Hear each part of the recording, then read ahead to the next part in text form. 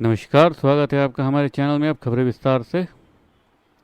तेलंगाना की हैदराबाद लोकसभा सीट से चुनाव लड़ रही बीजेपी की प्रत्याशी माधवी लता पर एफआईआर दर्ज की गई है। मलाकापेट पुलिस स्टेशन पर यह केस आईपीसी की धारा 171 सी, 186, 505 सी और लोक प्रतिनिधि अधिनियम की धारा 132 के तहत दर्ज किया गया है।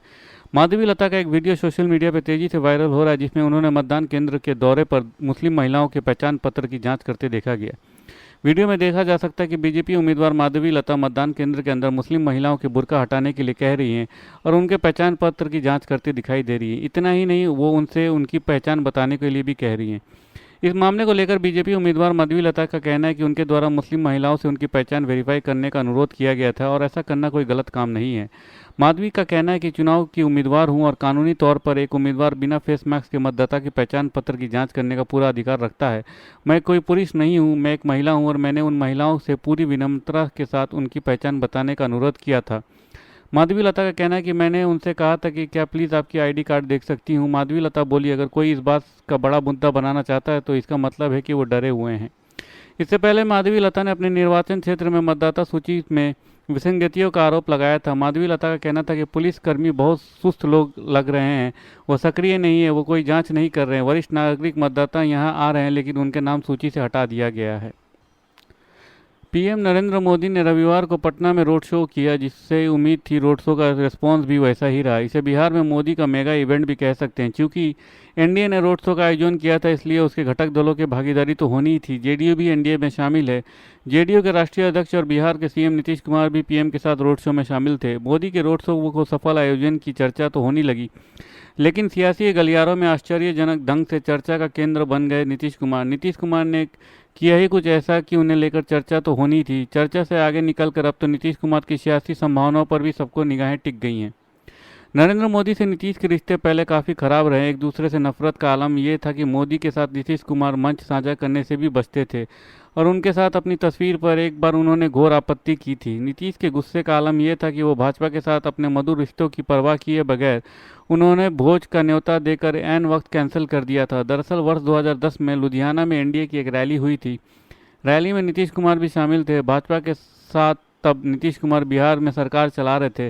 रैली में मंच पर उनके सम्मान आमने सामने भिड़ते नरेंद्र मोदी से हो गई। तब नरेंद्र मोदी गुजरात के सीएम थे।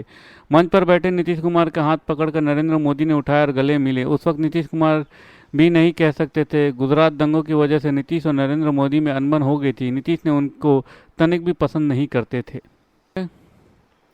दिल्ली शराब घोटाले केस में फंसे अरविंद केजरीवाल फिलहाल अंतरिम जमानत पर बाहर हैं। सुप्रीम कोर्ट में अरविंद केजरीवाल की मुसीबत बढ़ाने के लिए एक याचिका दायर की गई है। सुप्रीम कोर्ट में दायर याचिका में मांग की गई है कि अरविंद केजरीवाल को मुख्यमंत्री पद से हटाया जाए, मगर सुप्रीम कोर्ट ने उसे ज़रा भी तवज्जो नहीं दी।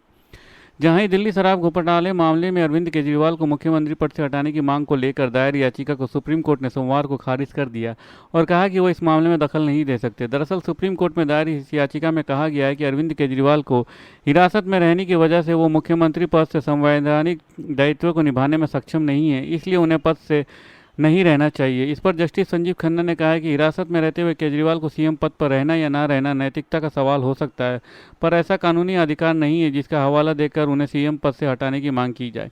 कोई एक्शन लेना है तो एलजी ले, लेकिन हम इस मामले में दखल नहीं देंगे। दिल्ली पुलिस को एक हैरानी वाला कॉल मिला। कॉलर ने आम आदमी पार्टी की राज्यसभा सांसद स्वाति मालीवाल के नाम से कॉल किया। पुलिस ने बताया कि कॉलर ने कहा है कि उन्हें मुख्यमंत्री की निजी सचिव विभव पीट रहा है। ये कॉल मुख्यमंत्री आवास से की गई थी। पुलिस को पीसीआर पर ऐसे 2 कॉल आए। इसके बाद पुलिस सीएम हाउस पहुंची, हालांकि मौके पर स्वाति नहीं मिली। दिल्ली पुलिस कॉल की सच्चाई जानने में जुट गई है। सूत्रों के अनुसार स्वाति मालीवाल ने पुलिस को कॉल करके सीएम केजरीवाल पर पीए से पिटवाने का आरोप लगाया है। पुलिस ने को सुबह करीब 10 बजे के आसपास कॉल मिली। सूत्रों के अनुसार स्वाति मालीवाल ने पुलिस को कॉल करके सीएम केजरीवाल पर पीए से पिटवाने का आरोप लगाया। पुलिस को करीब 10 बजे के आसपास कॉल मिली। बताया जा रहा है कि जब पुलिस आवास पर पहुंची तो स्वाति मालीवाल वहां से जा चुकी थी। कहा जा रहा है कि वो सिविल लाइंस पुलिस स्टेशन में गई थी। हालांकि अभी स्वाति मालीवाल की तरफ से कुछ भी नहीं कहा गया है।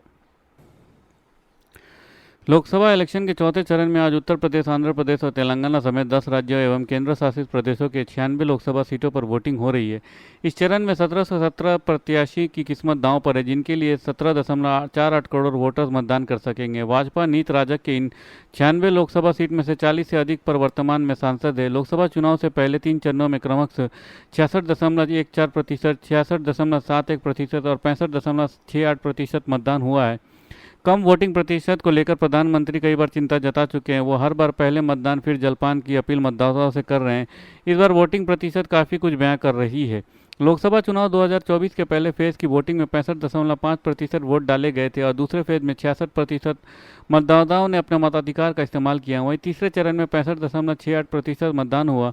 अगर 2019 के मुकाबले तीनों चरणों में इस बार कम वोटिंग हुई है तो चौथे चरण में 96 सीटों पर मतदान हो रहा है और उनमें 2019 में 69.12% मतदान हुआ था। इसके अलावा 2019 लोकसभा चुनाव से पहले चरण में 69.69%, दूसरे चरण में 70.09% और तीसरे चरण में 66.89% मतदान हुआ था।